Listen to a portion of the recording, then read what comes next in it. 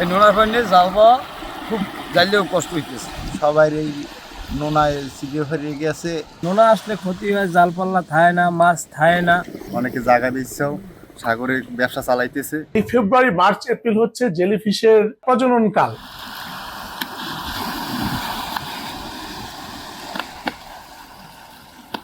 প্রতি বছর এই সময়টাই আসলে জেলিফিশ গুলার উৎপত্তি দেখা যায়, কারণ কুয়াকাটা সমুদ্র সৈকত থেকে আমাদের উপকূলে এই জেলিফিশ গুলা বেশি আসে। আমরা যতটুকু মনে করি বা বিভিন্ন রকম গবেষকদের সাথে কথা বলে যেটা জানতে পেরেছি যে এটা জলবায়ু পরিবর্তনের কারণেই এই জেলিফিশ গুলো আসে। এটা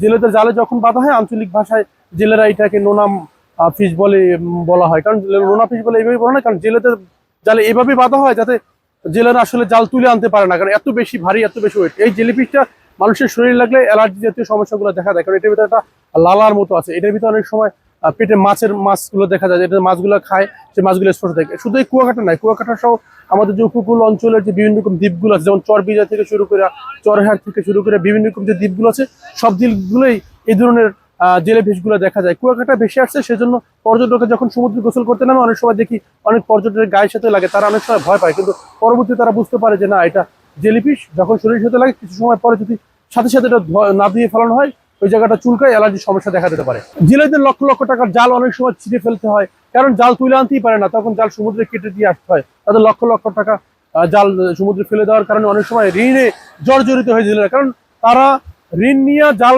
জাল কেনার পরে সেই জাল নিয়ে সমুদ্রে ফেলানোর সাথে সাথে সেই জালগুলো যদি এই সময়টাই বেশিরভাগে এই জেলিফিশ গুলো, এই কারণে অনেকে সমুদ্র থেকে জাল তুলেও নিয়ে আসছে।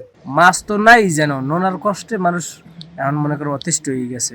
জাল পাল্লা সবাই মনে করেন তুললে মূল্য লই যাইতেছে। জাল পাল্লা দেওয়ার মতন কোনো আশঙ্কা ওনার নাই। যতদিন পর্যন্ত নোনা না কমবে ততদিন পর্যন্ত কিছু করা যাবে না। নোনা আসলে ক্ষতি হয়, জাল পাল্লা থায় না, মাছ থায় না। মনে করেন 10টা জাল মারলে যদি 11টাই ছিঁড়ে থাকে, জাল কোনো জাল লইয়েই যায় মানে। সাগরে যা কামাই করি আমরা এ দিয়ে আর কি, যে সাগরে জাল পাল্লা তো এগুলো তো হয়, এগুলো তো কিনি।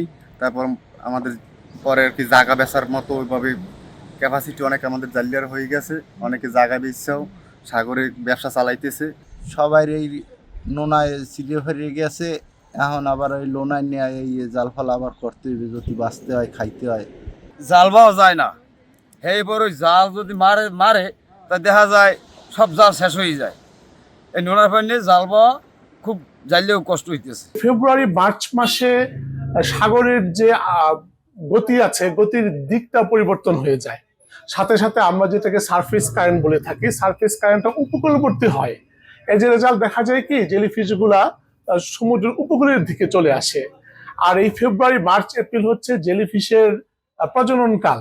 মৎস্য অধিদপ্তর বা বন ও পরিবেশ অধিদপ্তর থেকে প্রতি বছর কচ্ছপ অবমুক্তকরণ কর্মসূচিটা পালন করি। প্রতি বছর যদি কিছু কচ্ছপ আমরা সমুদ্রে অবমুক্তকরণ করি, তাহলে দেখা যাবে এটা থেকে আমরা পরিত্রাণ পেতে পারি।